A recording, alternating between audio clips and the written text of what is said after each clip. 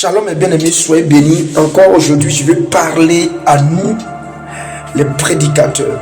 Aujourd'hui, on s'étonne de plus en plus de voir vraiment beaucoup de païens ne plus accepter le Seigneur, ne plus croire à la parole ou à l'évangile que nous prêchons, ou à ne plus aller à l'église, c'est loin plus de l'église de Dieu. Pas parce qu'ils veulent, pas parce que le diable manifeste. Arrêtons aussi par moment de accuser le diable. Il y a aujourd'hui des bons prédicateurs, des bonnes prédicatrices, mais à la maison ce sont des mauvais maris et des mauvaises femmes. Elles prêchent bien à l'église, ils prêchent bien à l'église, mais à la maison c'est un mauvais papa, mauvais maman. Elle est mauvaise. Ça veut dire qu'à la maison là, elle ne respecte pas son mari. Ça veut dire qu'à la maison là, lui là, il ne fait pas le devoir de un mari. Tu le vois ici, il est si généreux, mais à la maison, il est mauvais. Tu la vois, elle est si généreuse, elle prêche bien, mais à la maison, oh, c'est une femme insoumise et impolie. Tu le vois, il prêche bien, mais tu regardes sa vie à la maison, c'est quelqu'un vraiment qui ne donne même pas de l'attention à sa petite famille, ni à sa femme. Un mauvais papa, un mauvais mari à la maison, un bon prédicateur à l'église. Mais bien aimé, à quoi sert de prêcher l'évangile et être des mauvaises maris et des mauvais maris et des mauvaises femmes?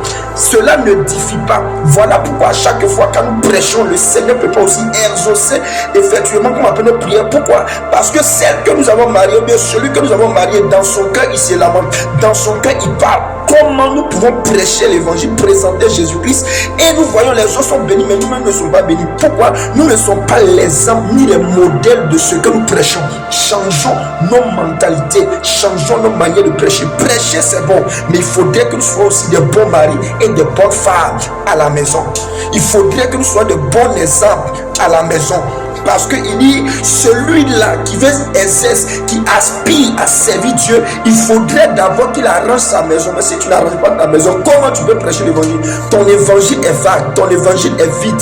Et c'est ce qu'aujourd'hui nous vivons dans l'église. Et si ça fait que beaucoup de chrétiens aujourd'hui sont rétrogradés, beaucoup de chrétiens ne croient plus au mystère. Pourquoi? Parce que le premier ou la première intercesseuse, bien intercesseur de notre ministère, c'est nos maris, bien c'est nos femmes.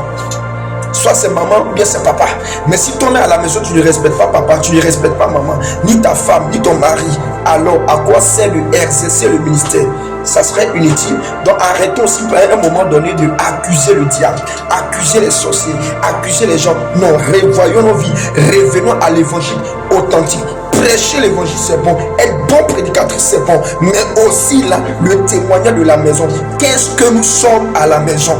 Qu'est-ce que nous sommes dans nos foyers? Est-ce que nous sommes des bons maris, ou bien des bonnes femmes, ou bien des mauvaises maris, des mauvais maris, ou bien des mauvaises femmes? Revoyons notre attitude. Que Dieu nous bénisse.